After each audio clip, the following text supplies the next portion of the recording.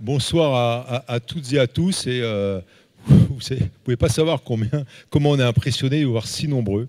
On est vraiment très très heureux, très content de vous recevoir avec l'équipe que je vais vous présenter dans un instant. Et voilà, merci d'être venus si nombreux. Et puis j'aimerais dire tout de suite aussi merci à l'équipe du festival.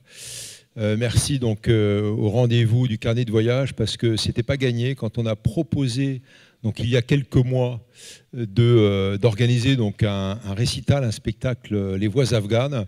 Bon, on s'est dit peut-être que vu les circonstances, vu l'actualité, vu peut-être l'oubli de ce pays qu'est l'Afghanistan, on n'aura peut-être pas un écho très très enthousiaste. Et bien évidemment, on s'est planté, on a eu un très bel écho, un très bel accueil, et donc merci mille fois à toute l'équipe, hein, on ne va pas les nommer, c'est du collectif de ce festival, parce que l'enthousiasme était là et puis la preuve, donc vous êtes vous-même aussi enthousiaste en étant si nombreux. Donc merci à toute l'équipe. Alors ce soir, on vous présente un spectacle inédit dans sa configuration d'aujourd'hui. Voilà, c'est un spectacle finalement éphémère, peut-être qu'il va se renouveler plus tard, on verra, sous cette forme ou sous une autre. On l'a déjà fait, mais sous d'autres formes. En tout cas là, voilà, c'est une exclusivité, on va dire, pour Clermont-Ferrand et donc pour les festivals.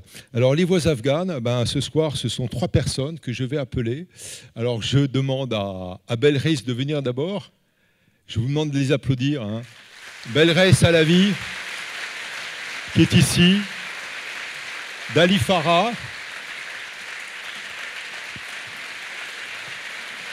Ah, c'est émouvant. Hein. Arash Barès.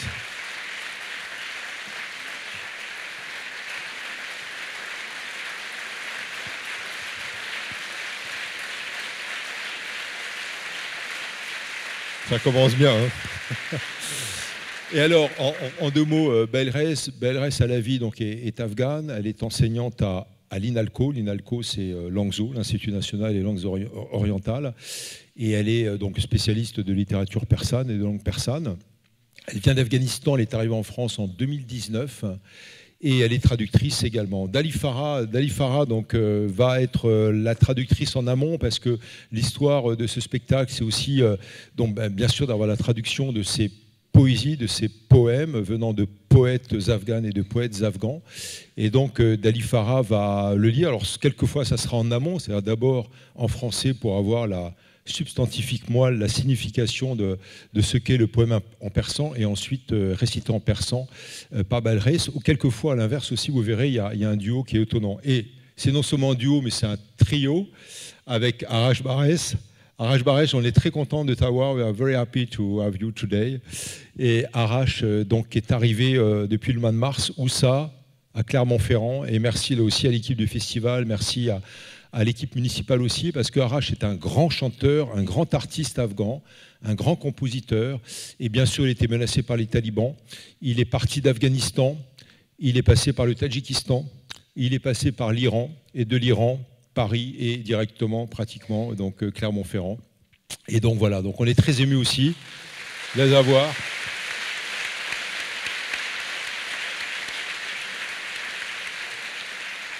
De les avoir tous les 3, donc la traduction, les poèmes et puis bien sûr la mise en musique. Alors l'Afghanistan est un pays évidemment qu'on a tendance à oublier. Vous vous rappelez, donc, le 15 août 2021, donc il y a un peu plus d'1 an, les talibans sont arrivés au pouvoir. Et en fait, ils sont revenus au pouvoir. Et c'était presque la chronique d'un retour annoncé, voire d'une mort programmée, que voilà, ce deuxième acte, on va dire, du règne des talibans, qui était déjà au pouvoir de 1996 à 2001, et qui recommence. Et desquels on a dit il y a quelques mois qu'ils avaient changé, ou il y a 1 an et demi avant qu'ils arrivent au pouvoir. Non, ils n'ont pas changé. Moi, j'ai vécu avec eux pour un livre qui s'appelle Le Faucon afghan. J'ai eu des discussions pendant des mois incroyables sur la pureté, sur l'hypocrisie également, et je peux vous dire que ce sont parmi les plus grands trafiquants de drogue au monde, du tariaq, comme on dit en persan, c'est-à-dire euphémie, ça veut dire opiacé, mais ça veut dire surtout héroïne. Et donc, à nouveau, ils interdisent aux femmes de travailler, ils interdisent aux jeunes filles d'être éduquées à partir de 12 ans, etc. etc. Et rappelez-vous cette parenthèse sinistre de 5 ans, eh bien, tout était interdit. Et là, évidemment, on a une sorte de nivellement par le bas.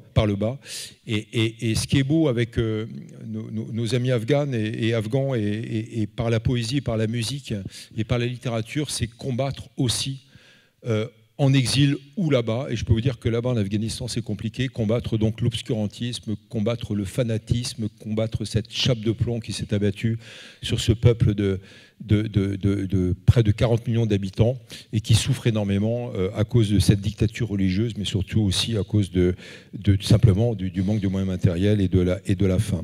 Et vous verrez ces poèmes donc, qui vont être récités, qui vont être mis en musique, eh bien, parlent d'amour, ils parlent d'amitié, ils parlent de compassion, ils parlent d'engagement, ils parlent de passion, ils parlent du tragique de la vie quotidienne, bien sûr, mais pas simplement. Et puis vous verrez, c'est assez étonnant, il parle aussi d'amour charnel, il parle de désir, parce que c'est aussi, voilà, c'est notre vie, c'est leur vie.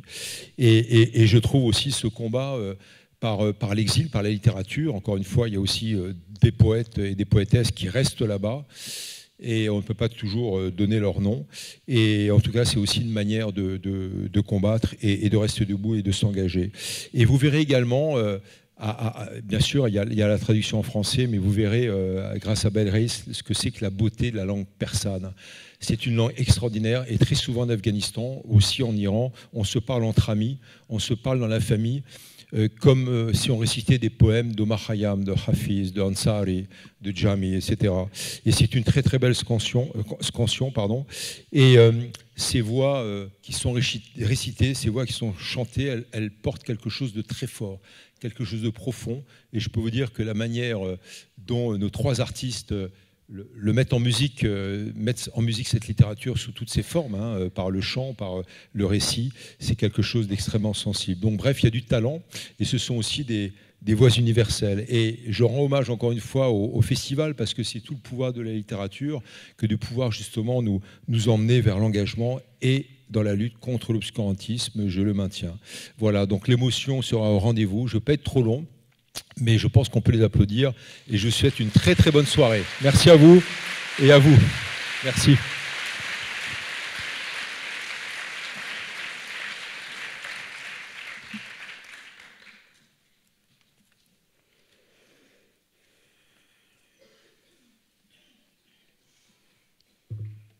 کاشفان اندوه Zia Qasemi.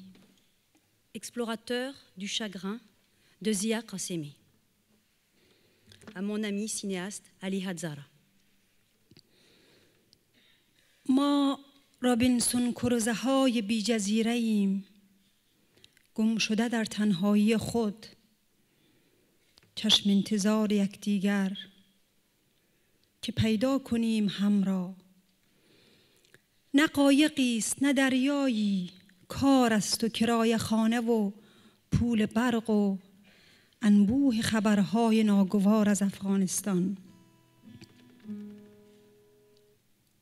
گاهی دل خوش می شویم به چیزهایی که هیچ ربطی به ما ندارد، مثلا تو به بردهای یوونتوس، مثلا من به بردهای ریال مادرید.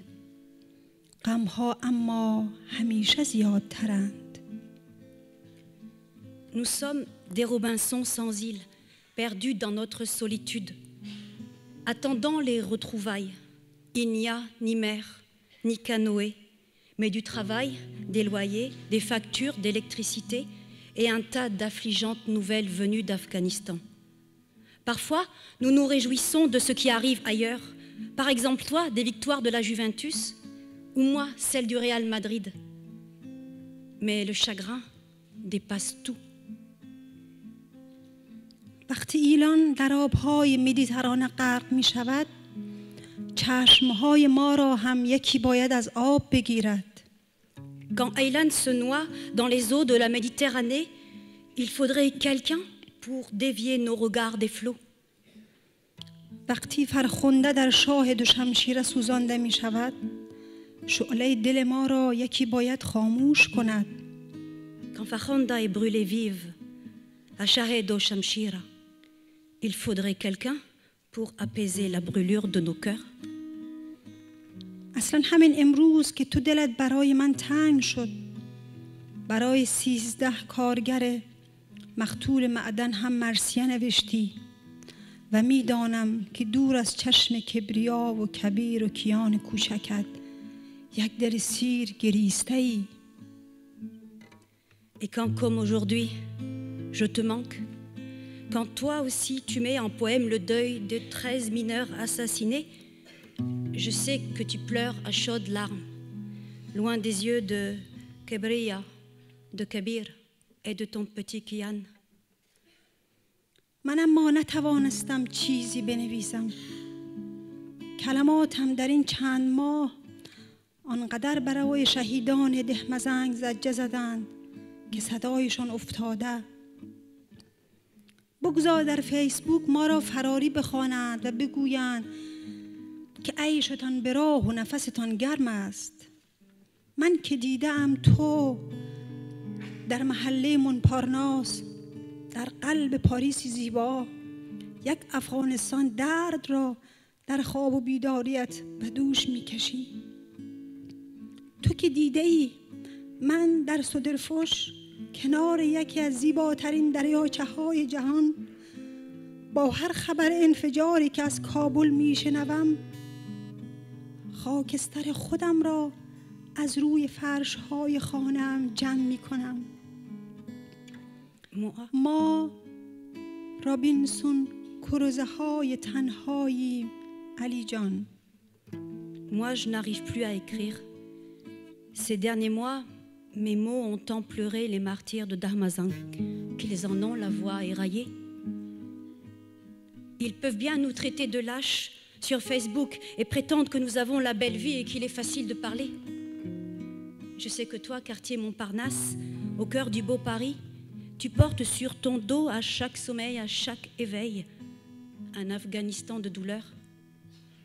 Et tu sais que moi, à Söderfors, près d'un des plus beaux lacs du monde, dès qu'est annoncé un attentat à Kaboul, ce sont mes propres cendres que je recueille sur le sol de ma maison.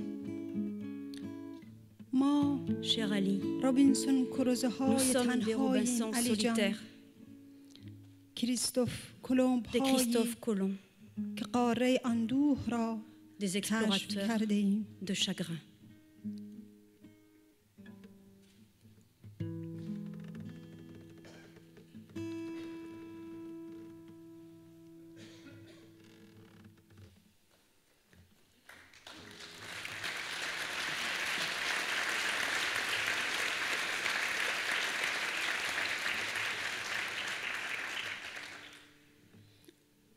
اساره زمین محبوبه ابراهیمی. Essence de la terre de Mahbouba Ibrahimi. J'aurais pu ne pas être comme ceux qui, à peine sur terre, sont renvoyés au jardin du néant. Mais il se trouve que il se trouve que les graines des sorbiers de Badakhshan, dans Sifi-Mezo, que mes veines regorgent des grenadiers des vergers de Kandahar, que mon âme s'imprègne des substances de Helmand et que les raisins de Chamali propagent la poésie sur ma langue. Il se trouve que je suis une pousse pleine d'espoir qui avale goutte à goutte la vie. À peine suis-je arrivée sur terre que la terre me fut ravie. Quand je revins à moi, je n'étais que poème, essence de la terre et rien d'autre. Il se trouve que sur cette terre s'élèvera un cerisier, là où, sous la neige, je me suis endormie.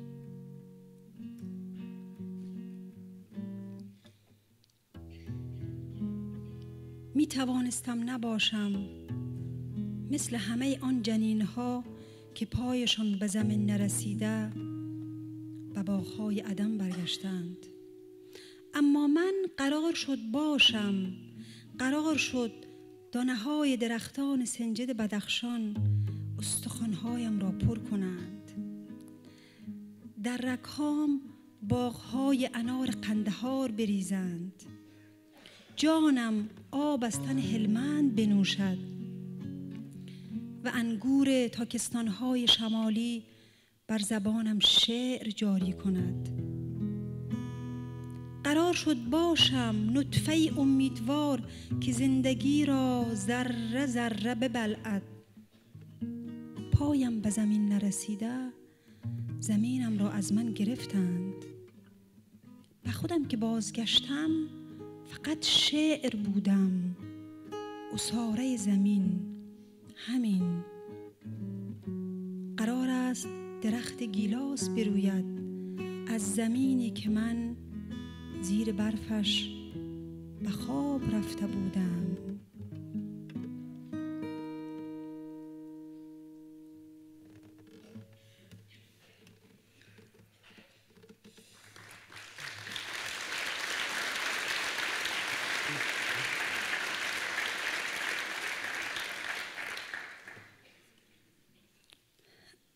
Qaza Reza Mohammadi. Destin de Reza Mohammadi. Je suis une pluie importune que les rues ne comprennent pas.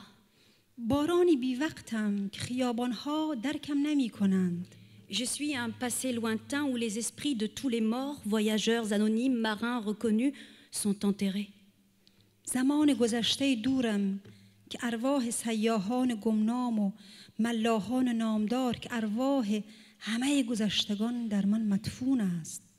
Je suis une parole exilée que fuient les enfants, qu'abandonnent les poètes. کلمه مطرودم که کودکان از من می گریزند و شاعران ترکم کردند. Je suis le visage arraché d'une statue de Bamiyan qui de navire en navire, dérobé de sa patrie, irait de main en main. صورت کنده بوتی در بامیانم که کشتی کشتی کشتی از وطنم دست به دست دزدیده می شوم. Je suis un chacal mort dans les rues de Londres que les éboueurs ont délaissé. شغالی مردم در خیابانهای لندن که از یاد شهرداری رفتم.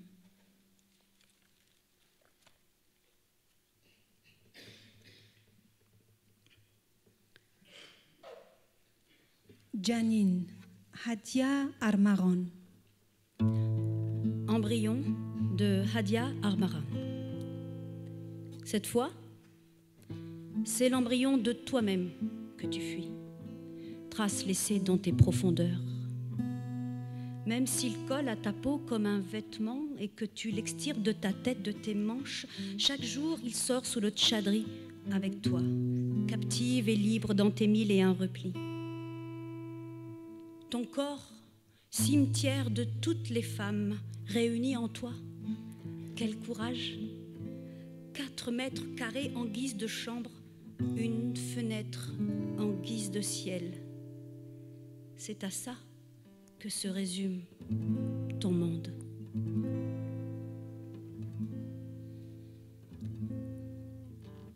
فرار می‌کنی این بار از جنین خودت.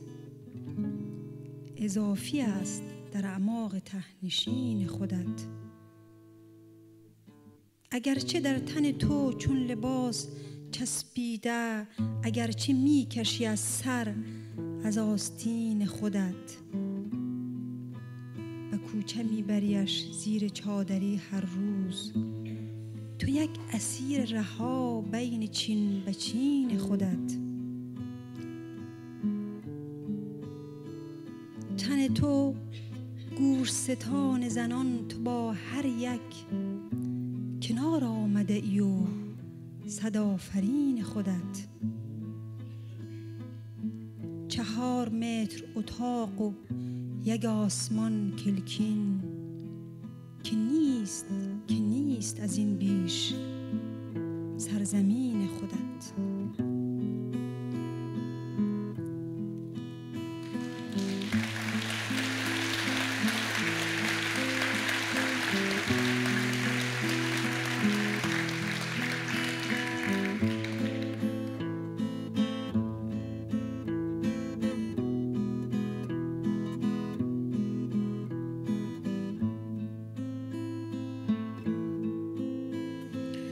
از اسم و رسم خانه و روزم فراریم، ولگرد جاده های پر از بیقراریم. تو تو پشت خنده هات گمی نازنین چرا کار نمی کند به دلت عذر و زاریم در چارچوب خانه تو ختم می شود سیگار زود منو بیقراریم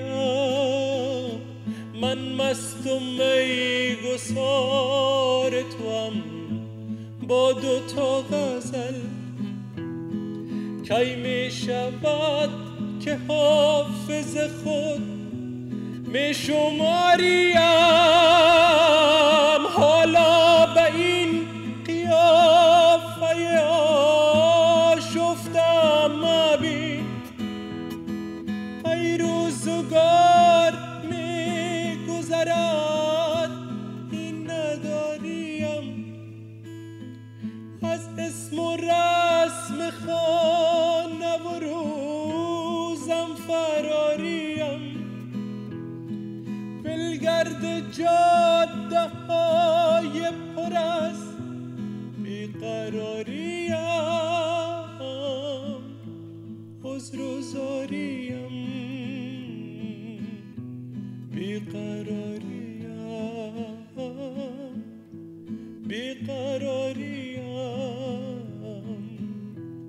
عذر و زاریم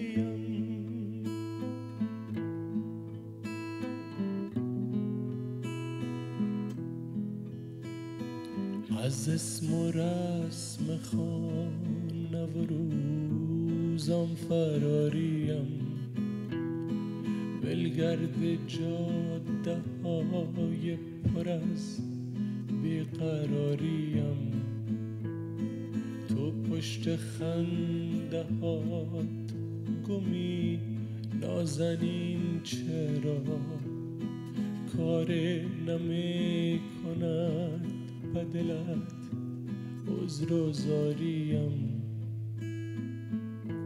بیقراریم عذر و زاریم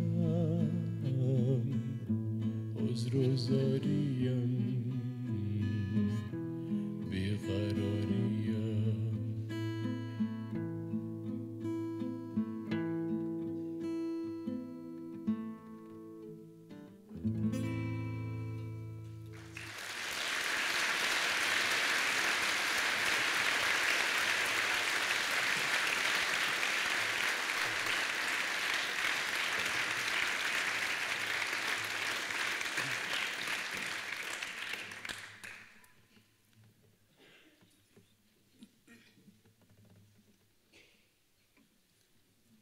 اندوه خیابان زیا قاسمی Ton souvenir dans les rues de Zia Qasemi.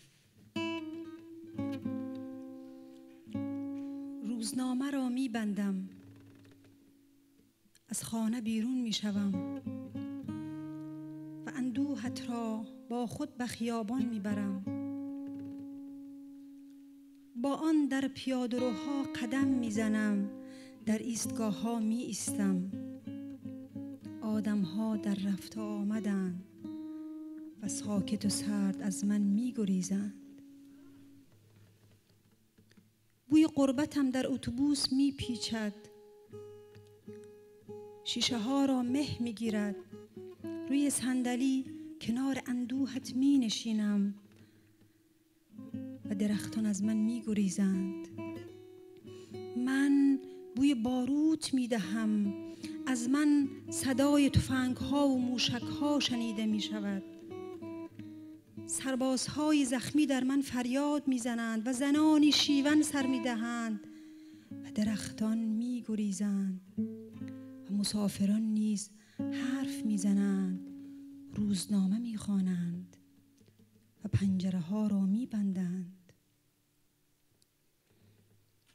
پارک دلگیر است و خلوت کلاغ‌های روی شاخه‌ها و کلاغ‌های روی نیمکت‌ها باد سرد پاییزی و برگ‌هایی که درختان را فراموش کردند. Je referme le journal, je sors de la maison et j'emporte avec moi ton souvenir dans les rues. Le long des routes, aux arrêts d'autobus, les passants froids et silencieux se dérobent à ma vue. Le parfum de ma nostalgie s'échappe dans tout le bus, la vapeur recouvre les vitres. Je m'assieds sur le siège tout près de ton chagrin et les arbres se dérobent à ma vue. Je sens l'odeur de la poudre à canon. En moi retentissent les bruits des fusées, des fusils. En moi résonne le cri des soldats blessés. Des femmes qui se lamentent et les arbres fuient. Les passagers aussi qui bavardent, lisent les journaux puis referment les fenêtres. Dans le parc triste et désert, des corbeaux sur les branches, des corbeaux sur les bancs. Au vent froid de l'automne, les feuilles ont oublié les arbres. Ô ma patrie, ton souvenir me plonge dans un monde errant, parmi les avenues et les voitures, les feuilles jaunes et les corbeaux, absorbés par les ondes des radios et les titres épouvantables des journaux. Ton souvenir me plonge dans une prison où la solitude s'ajoute chaque jour et chaque nuit. 24 barreaux de tristesse.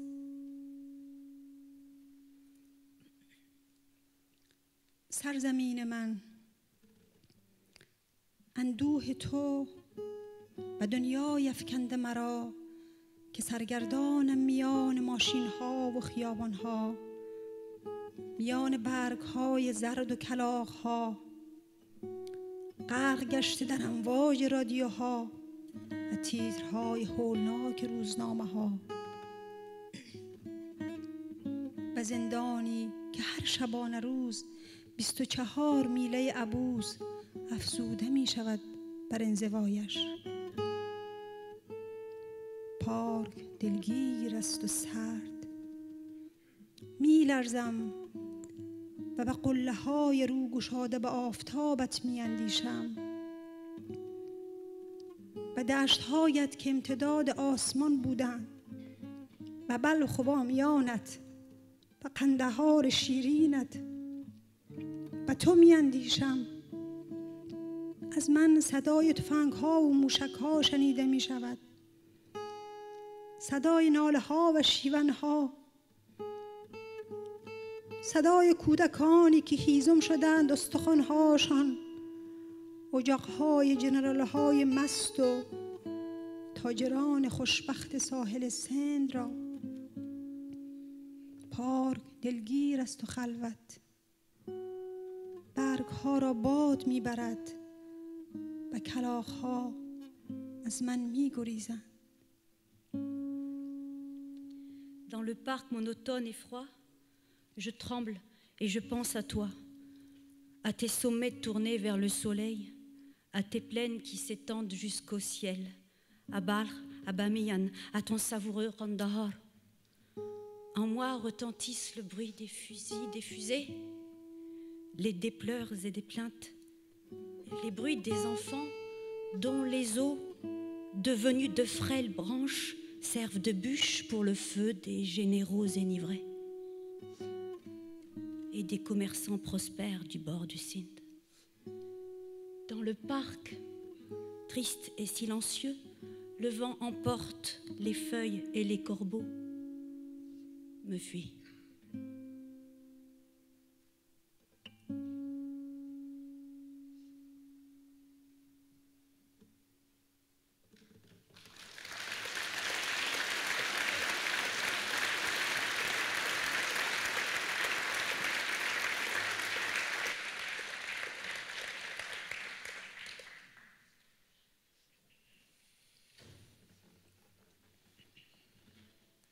تو دریا هستی وحید بکتاش. Tu es la mer, Wahid Baktash.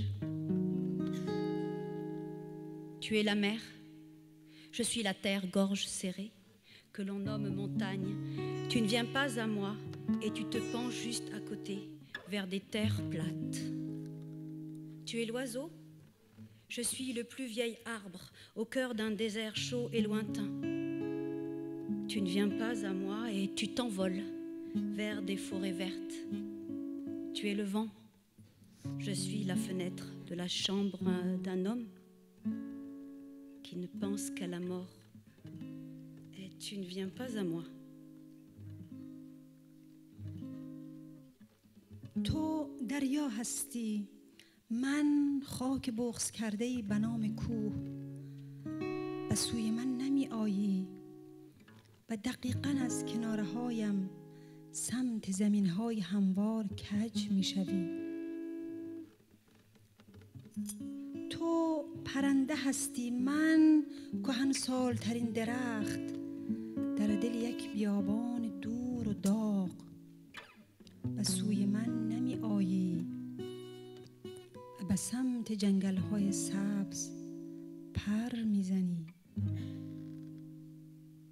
تو باد هستی، من پنجره اتاق مردی که تنها به مرگ فکر می کند. به سوی من نمی آیی.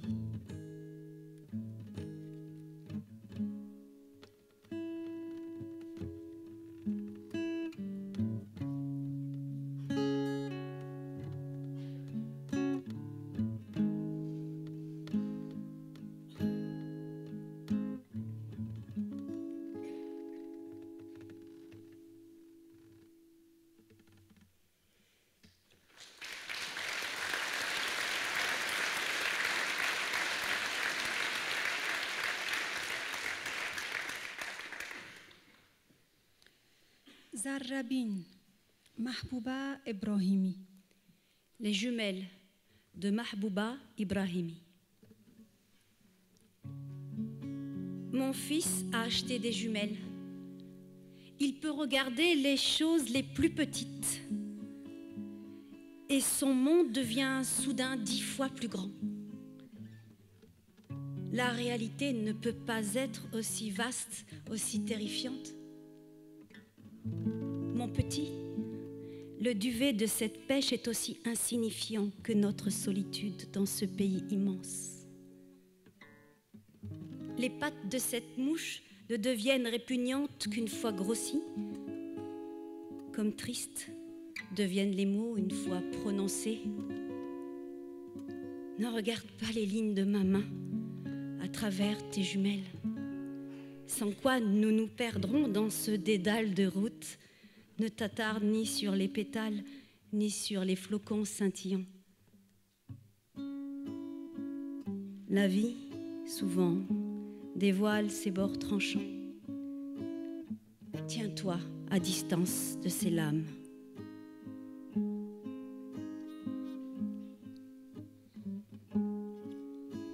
زربین خریده پسرم، میگذارد روی ریزترین چیزها و جهانش را 10 برابر بزرگتر می کند. واقعیت نمی تواند اینقدر سهمگین و بزرگ باشد. پسرکم، پر ز روی پوست هلو همانقدر ناچیز است که تنهایی ما در این سرزمین بزرگ. پاهای این مگس فقط زیر ذره‌بین حال ما را بد می کند و غمها وقتی دربارهشان حرف می زنیم. ذره‌بینت را از روی خطهای کف دستم بردار، وگرنه در این جاده های پرپیچ و خم گم می شویم. نه به گلبرگ ها دقیق شو، نه به دانه درخشان برف. زندگی اغلب لبهای تیزش را نشان می دهد. کمی دورتر ایستاد شو.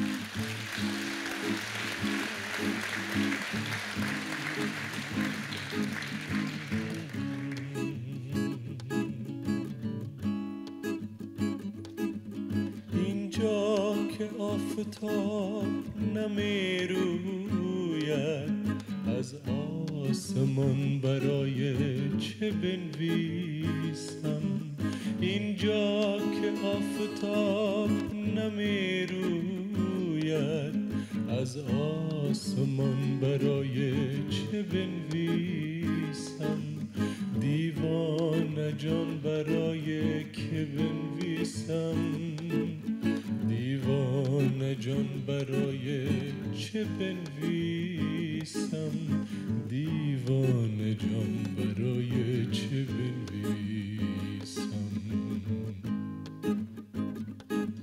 اینجا که آفتاب نمی روید از آسمان برای چه بنویسم دیوانه جان برای که بنویسم دیوانه جان برای چه بنویسم دیوانه جان برای چه بنویسم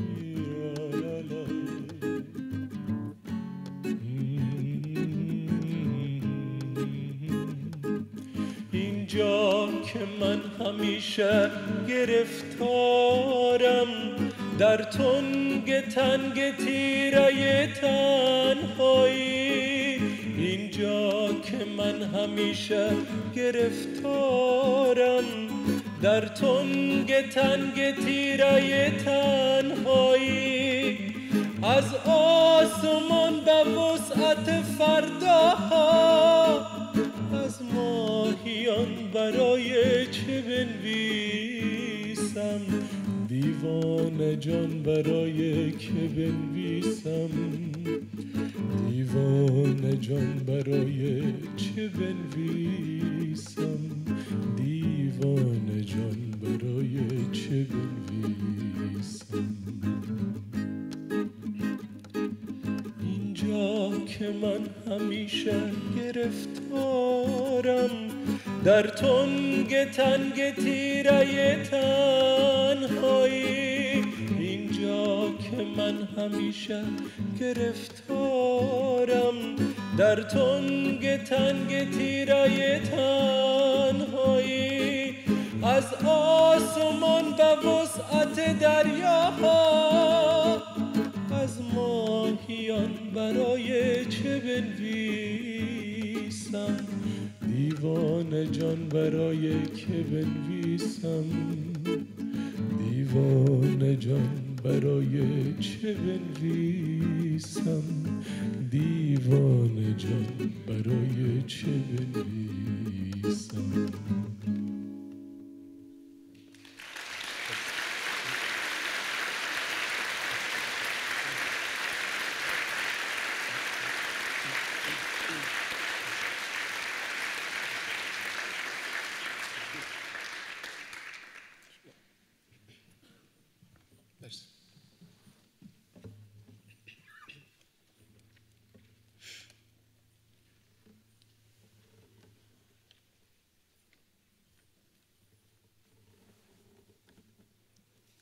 بغلم کن از هدا خموش. Prends-moi de Hoda Khamouch. Prends-moi, viens te mettre en croix sur ma poitrine nue. Enflamme-moi, que je devienne un territoire torride. Galope en moi, cheval sauvage au-delà de ma peau, et hurle comme un loup blessé dans la nuit. Tel un poignard enfoncé dans le corps du soldat, prends-moi, ta bien-aimée perdue dans la guerre, que je vénère aveuglément, le sanctuaire de tes yeux. Prends-moi, que tes mains signent la paix en bas de tous les manifestes, que nul enfant ne meure et nul oiseau n'ait peur, que l'amour soit enfin délivré de la sentence du fouet et de la soumission à l'histoire.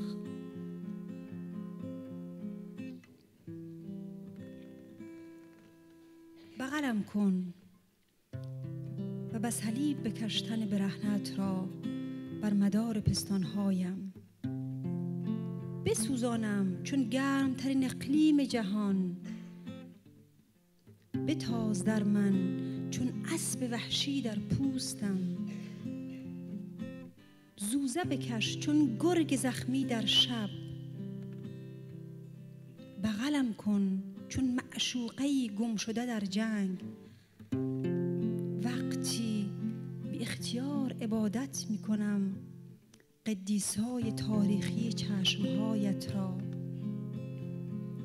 و دستانی که جنگ را تمام می کند پای تمام بیانیه ها، وقتی کودکی نمی میرد، پرنده‌ای نمی هراسد و عشقی که آزاد می شود از حکم شلاق و قانون تمکین شده تاریخ.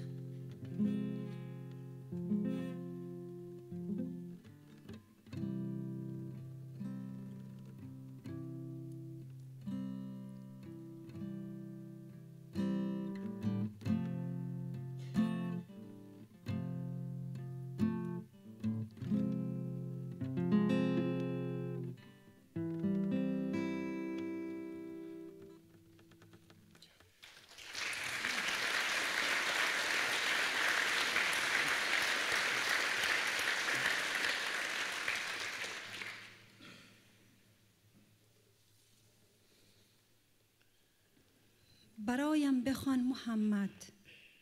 الیاس علوی. Chante pour moi, Mohammed, d'Elias Alaoui. برایم بخوان محمد. Chante pour moi, Mohammed. Chante pour moi, Mohammed. Je veux revenir, descendre la vallée, que devant moi se dresse le champ de blé, les abricotiers et les fleurs de pavot, que le vieil homme chante le livre des rois, que la femme porte la lanterne de l'iwan à la chambre, et que notre regard plonge dans la flamme. Non, arrête, ce n'est pas l'histoire. Il faut que quelque part un fusil tousse, qu'une plante se fane, qu'un champ brûle et que nous nous évadions dans la nuit. De Barras à Kandahar, de Kouita à Mashhad. Chante pour moi, Mohammed, pour que je n'oublie pas notre triste quartier. J'avais honte de prononcer son nom. Dahmetri Sarteman. Bâtiment des 10 mètres. Les 10 mètres des Afghans, des Gitans, des Baloutches, les 10 mètres des emprunts, des camps, des autorisations de sortie.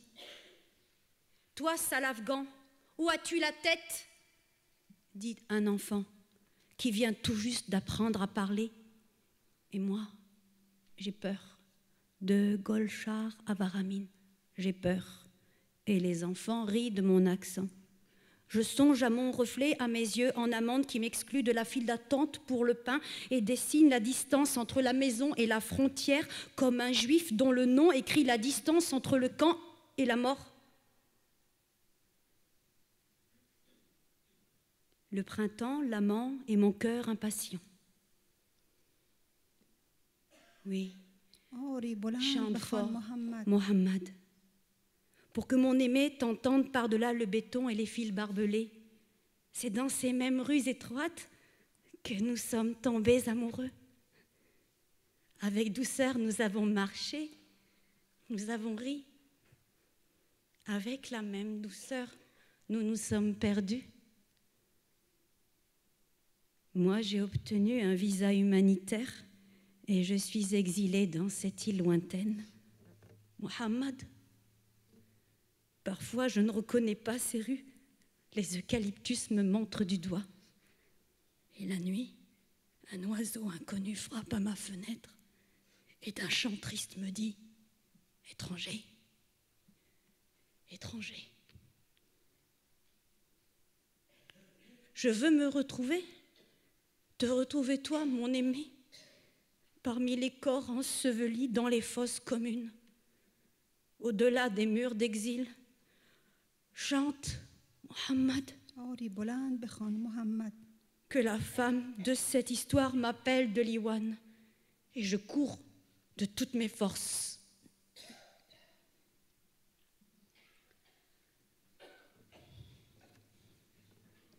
برایم بخوان محمد. Chante pour moi, Mohammed.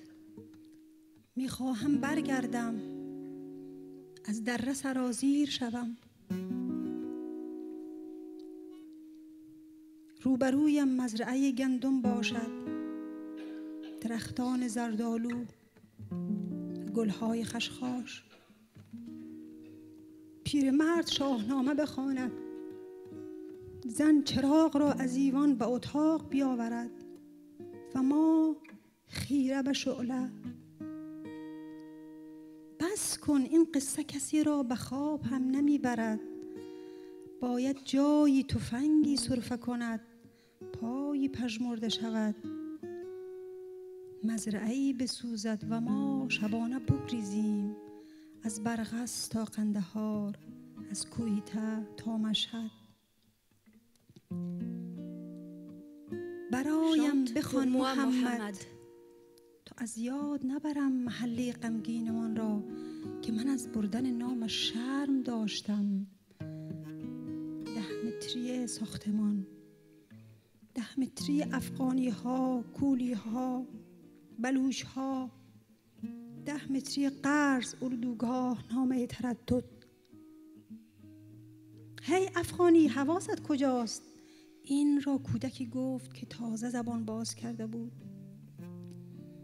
و من ترسیدم، از گلشهر تا ورامین ترسیدم و کودکان به لهجه‌ام خندیدند.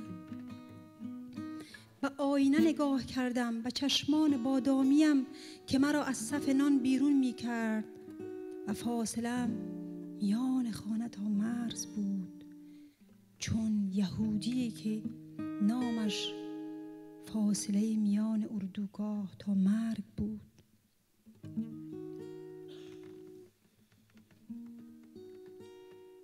بهار و یار و قلبی بیقرارم، آری بلند بخوان محمد، تا محبوبم از پشت سیمانها و سیمهای خاردار بشنود. ما در همان کوچه های تنگ عاشق شدیم، آرام قدم زدیم، آرام خندیدیم و آرام گم شدیم. من ویزای پناهندگی بشردوستانه گرفتم و به این جزیره دور آمدم. محمد، گاهی فکر می کنم این خیابانها را نمی شناسم. درختهای اوکالیپتوس مرا به یکدیگر نشان می دهند و شبها پرنده ناشناسی به کلکین می کوبد و با آواز محزون می گوید بیگانه بیگانه. می خواهم خودم را پیدا کنم، تو را پیدا کنم از میان گورهای دست جمعی، محبوبم را از لای دیوارهای آوارگی.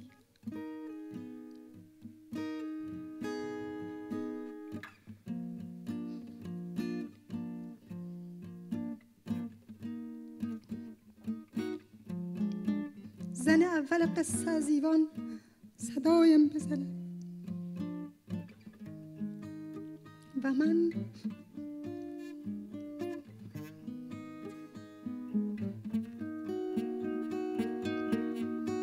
با تمام پاهایم بدوم.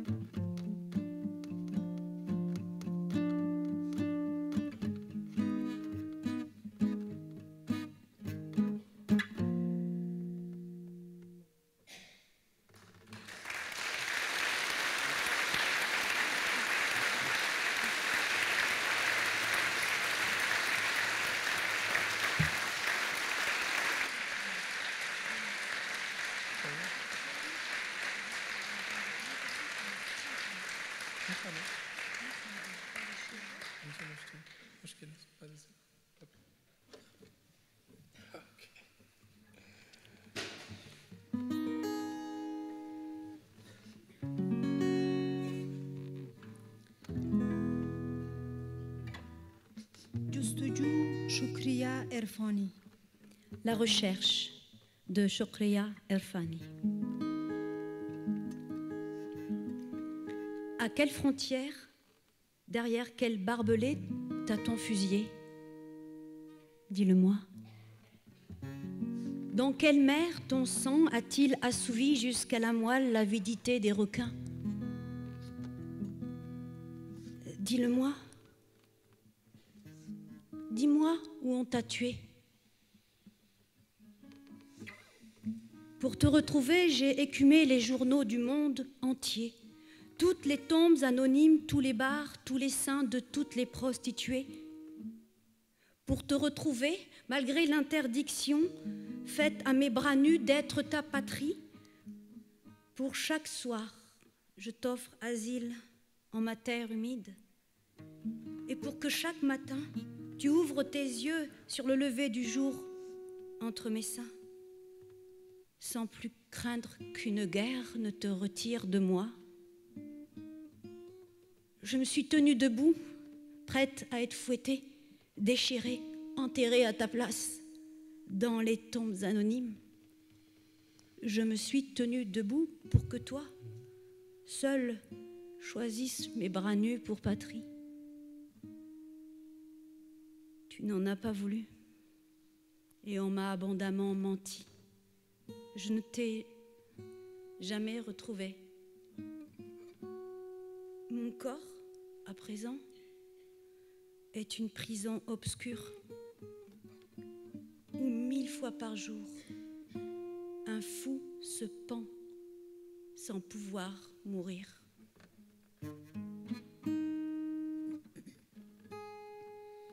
بگو در کدام مرز پشت کدام سیم خاردار تیر بارانت کردند، یا در کدام دریا خونت شهوت کوسه ماهی هایش را تا مغز استخوان در جانت فرو برده است. بگو کجا کشتند تو را.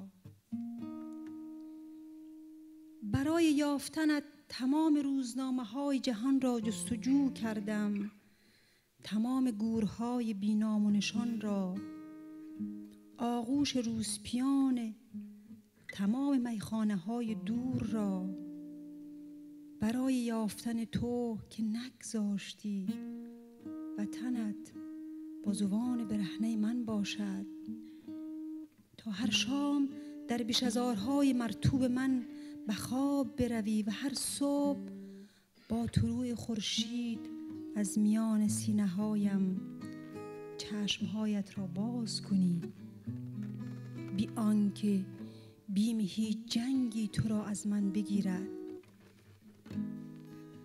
ایستاده بودم تا شلاقم بزنند، تکه تکه ام کنند و بجای تو در گورهای بینام و نشانه مدفونم کنند.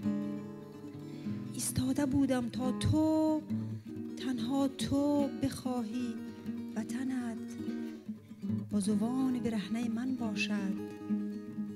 نخواستی و مشت دروغ همه آن چیزی بود که تحویلم دادند. هرگز نیافتمت. پس از آن این تن زندان تاریک دیوانه‌ای شده است که روزی 1000 بار در آن خود را بدار می آویزد و نمی میرد.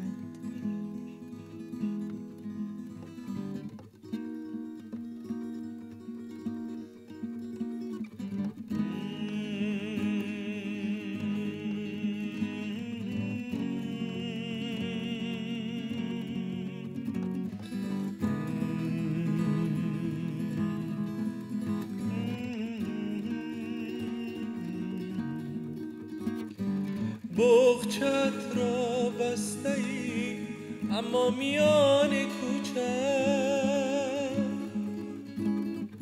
مرگ دنبال همم با تازیانم با تازیانم با تازیانم کشور من شانه های مادر من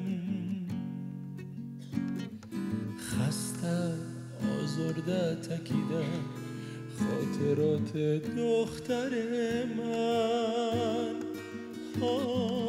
کشور من شانه های مادر من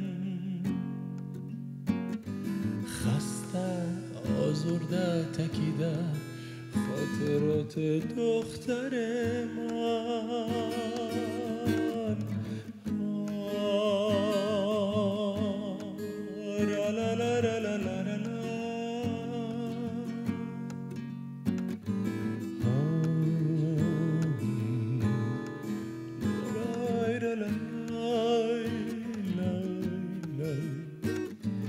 بغچت را بسته ای اما میان کوچه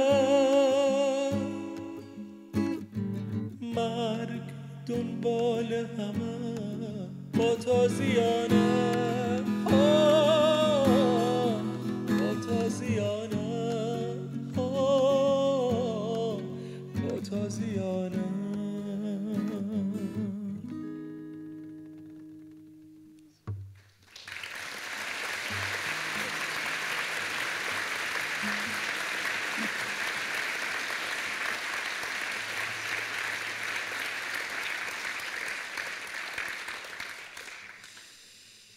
زندگی محبوبه ابراهیمی. La vie de Mahbouba Ibrahimi.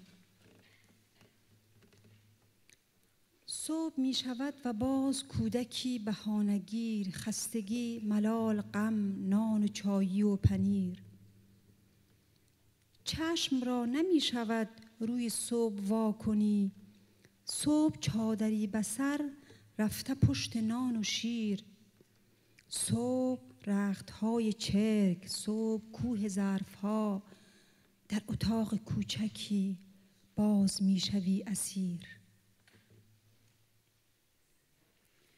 Le matin revient et avec lui revient l'enfant bougon, la fatigue, l'ennui, la tristesse, le pain, le thé et le fromage.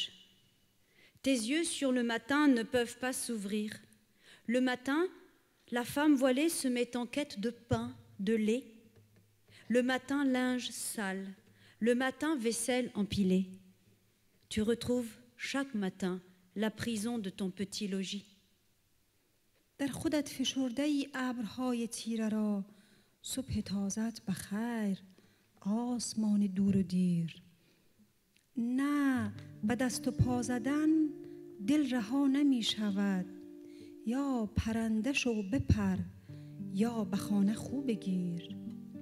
صبح سیب، صبح گل از دقیقه ها بچین، پیش از آن که بسپری دل به خاک ناگزیر.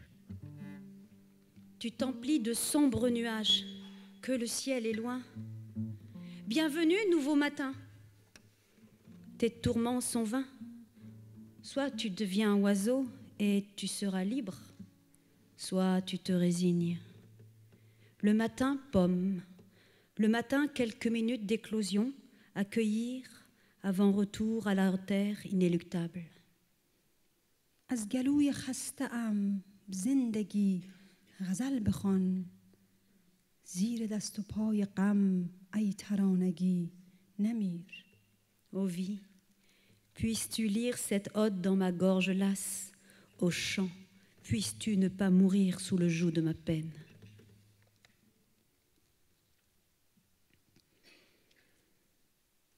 اگر تو آزادی را خالده فروغ.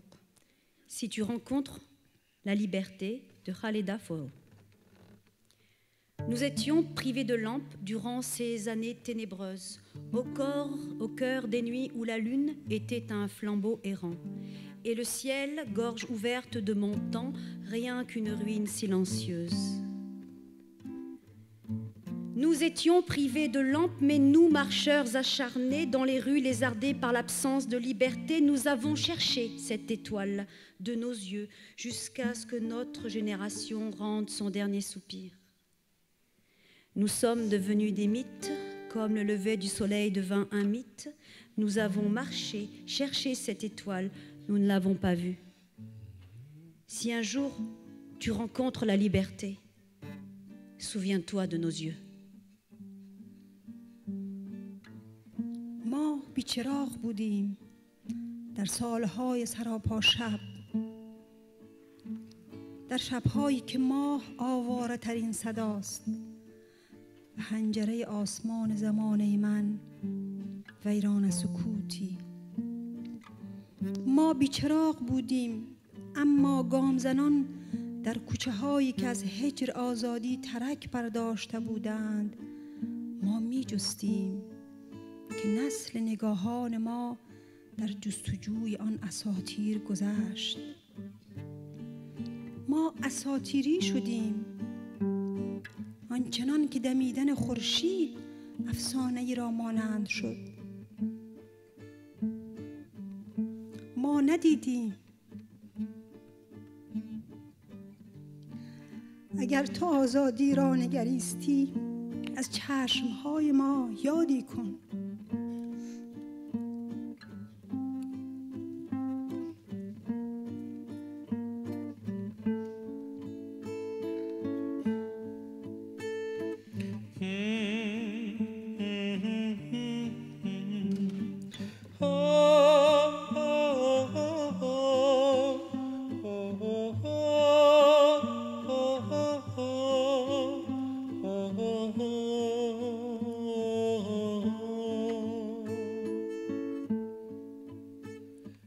با هر بهانه در همه جا کشته می شویم،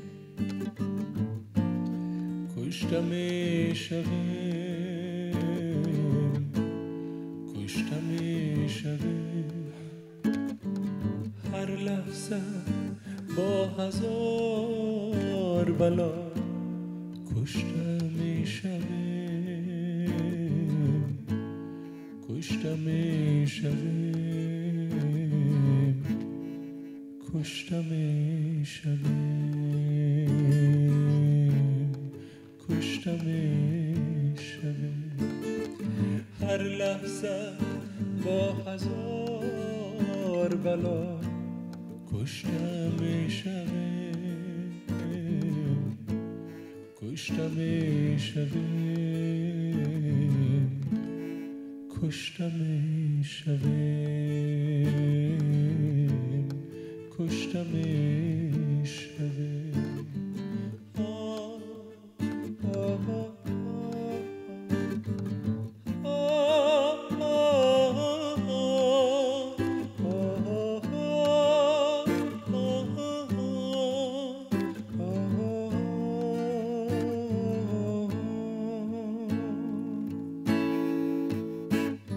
خوش می شویم صبح چه زیبا شگفته است، خوش می شویم صبح چه زیبا شگفته است.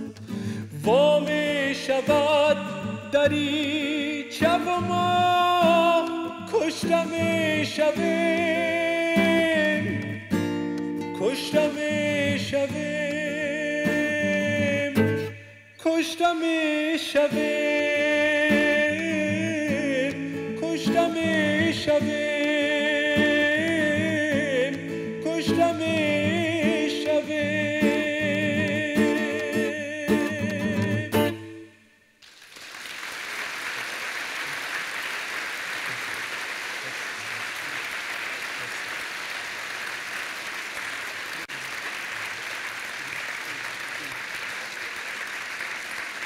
Tu veux supprimer quoi?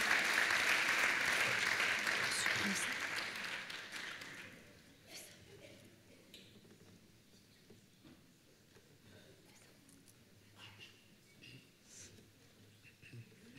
افغانستان محبوبه ابراهیمی.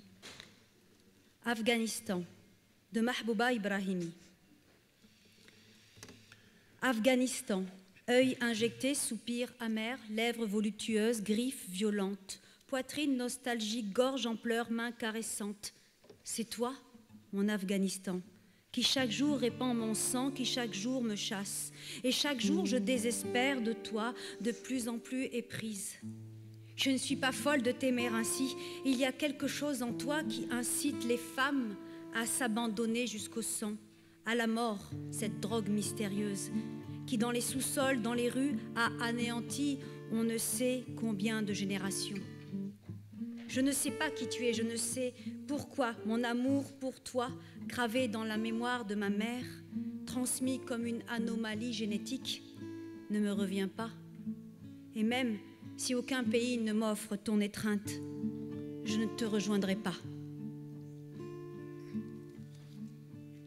افغانستان چشمی خون، آهی حسرت، لبی سرخوشی، پنجه خشم، سینه دلتنگی، گلوی گریه، دستی نوازش. تو افغانستان منی که خون مرا هر روز بر خاک میریزی، که مرا هر روز از خودت میرانی، که از داشتنت هر روز ناامیدترم، که هر روز به تو عاشقتر. من دیوانه نیستم که این گونه دوستت دارم. چیزی در تو هست که رگهای همه زنان را بر روی مرگ میگشاید، افیون ناشناخته که نمیدانیم چند نسل از ما را در سرکها، در سردابه ها کشته است. من نمیدانستم تو چیستی. دوست داشتن تو از کجا در خاطرات مادرم حک شد و چون ژنی ناهنجار به من رسید. به من باز نگرد، به تو باز نمیگردم، هرچند هیچ سرزمینی آغوش تو نمی شود.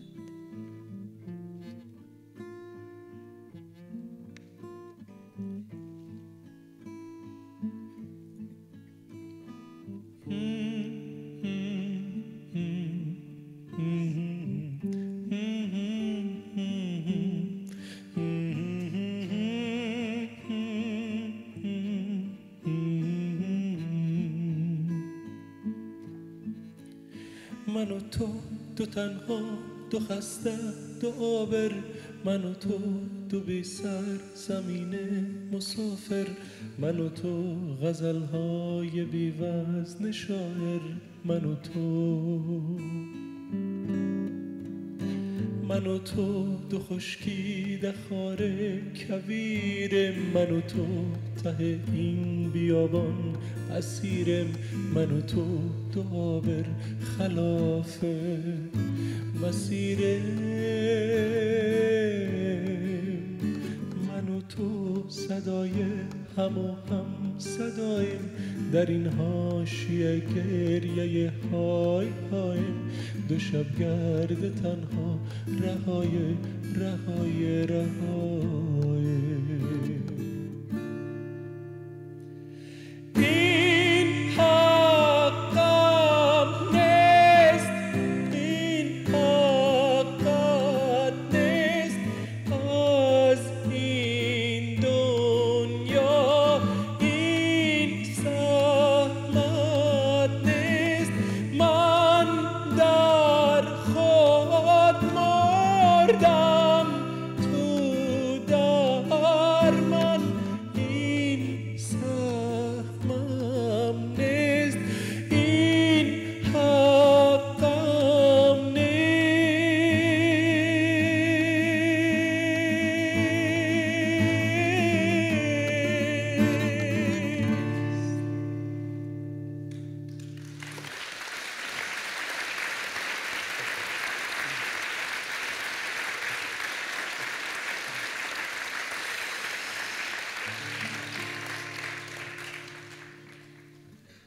دوستت دارم وحید بکتاش. Je t'aime de Wahid Baktash. تو را دوست دارم با آن که نامت را نمیفهمم، با آن که فرزندانت تیشه و تبرند به جان هم، به قلب تو، به جای اینکه چشماندازهایت باشند، با دشت‌های فراخ اسب‌های یله، با باغ‌های انار و لب‌های رنگین‌تر زنان، با جمعیت بزرگ شاعران و فوران شعر در ستایش زنانی که تفنگ را از دست فرزندانشان گرفتند، از دست معشوق‌هایشان. Je t'aime, même si je ne comprends pas ton nom, même si tes enfants ne sont plus l'un pour l'autre que les lames saillantes d'une grande et d'une petite hache posées sur ton cœur, même si tes enfants ont éteint les lendemains des vastes plaines, des chevaux débridés, des jardins de grenades, des bouches colorées des femmes, des 1000 poètes célébrant celles qui désarment leurs propres fils et leurs propres amants. Je t'aime. تو را دوست دارم با آنکه گذشته‌ات را می‌دانم که به اندازه دانه‌های گندم ستم فراوان داشت به جای نان و به اندازه آب‌های جهان جویبارهای خونین. با آنکه زبانم را بریدی، کتاب‌هایم را آتش زدی، من ولی میان آتش با هر کلمه رقصیدم، با کلمه سوختم، چرا که دوست داشتم شهید مدامت باشم. Je t'aime. En dépit de ton histoire, ton ventre est vide, mais les préjudices que tu as subis sont aussi nombreux que les graines contenues dans le pain. Tu as vu ruisseler autant de sang que l'eau répandue dans le monde. Même si tu as tranché ma langue, brûlé mes livres au cœur des flammes, j'ai dansé avec chaque mot. Avec chaque mot, je me suis consumée, car j'aimais mourir pour toi, en éternel martyr. Je t'aime, ma terre, comme j'aime les cheveux blonds des femmes fanées en toi, leur multitude dont le souffle perdure. تو را دوست دارم سرزمینم، به اندازه موهای سپید تمام زنانی که در تو افسرده شدند، مردند ولی دم نزدند. Je t'aime, تو را دوست دارم. لای لای لا لا لا لا لا لا